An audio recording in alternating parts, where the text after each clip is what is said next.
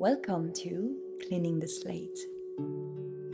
Before we start rushing again in every direction, let me ask you one simple question. Do you know the definition of madness? Doing the same thing and hoping a different result.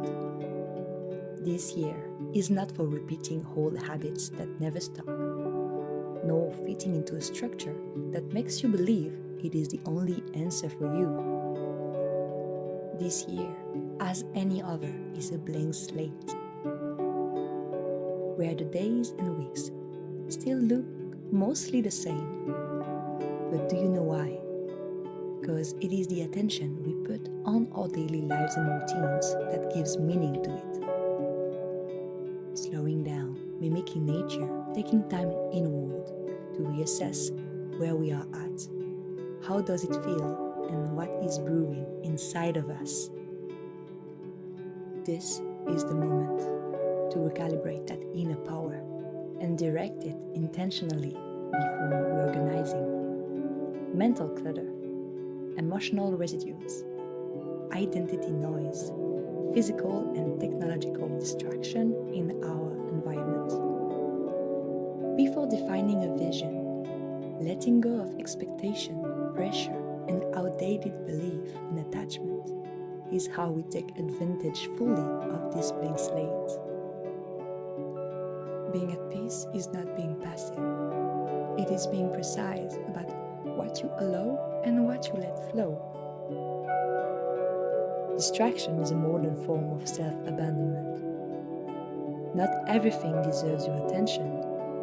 You don't need a new life. You need fewer lives in the current one. This is how you design a healthier environment for your expansion in the next few months. Here is 10 journal prompts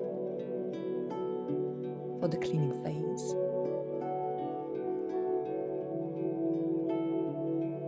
Use these slowly, one per day or one per week. Where in my life am I repeating patterns while secretly hoping for a different outcome? Which habits have I been forcing that never truly sticked? And what belief keeps them alive? What structures am I trying to fit into that don't actually fit me? Where does my attention go daily? And what does that say about what I currently value?